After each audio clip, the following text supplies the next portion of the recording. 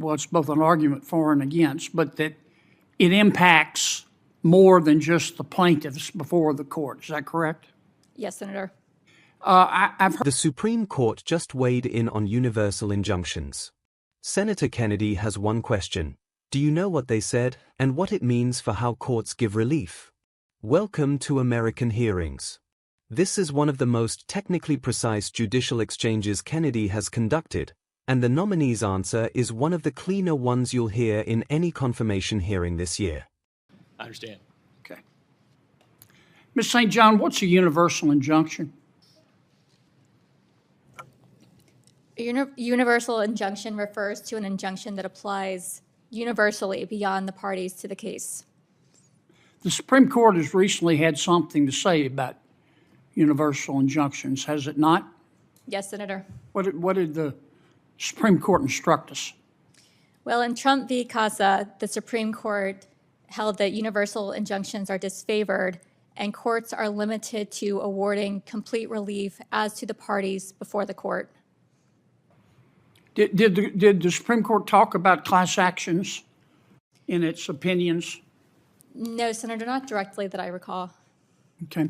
Do you think one of the arguments, as I understand it, for universal injunctions, well, it's both an argument for and against, but that it impacts more than just the plaintiffs before the court. Is that correct? Yes, Senator. I've heard the argument made that a substitute, some would argue a more efficient substitute for universal injunctions would be a class action lawsuit. What do you think about that? You know, a class action does allow relief beyond the named representative plaintiff. The class actions have a lot of additional safeguards set forth in Rule 23. And so, it does allow large groups of plaintiffs to come together in one case in a way that may not be, to seek relief in a way that bilateral litigation may not allow, but it does have additional protections. Okay. Let me go back to Mr. Davis. Since we have our ATF nominee in front of... Welcome back to American Hearings. Kennedy opens directly, no warm-up, no extended framing. What's a universal injunction? The nominee answers cleanly, an injunction that applies beyond the parties to the case. Kennedy confirms it, then asks what the Supreme Court said about them in its recent ruling. The nominee cites Trump v. CASA accurately. The court held that universal injunctions are disfavored, and that courts are limited to awarding complete relief only as to the parties actually before them. Kennedy accepts the answer and moves to the follow-up. Did the court address class actions as an alternative mechanism? The nominee's response is nuanced and accurate. Class actions can allow broad relief for large groups of plaintiffs, but they come with additional procedural safeguards under Rule 23 that universal injunctions historically bypassed.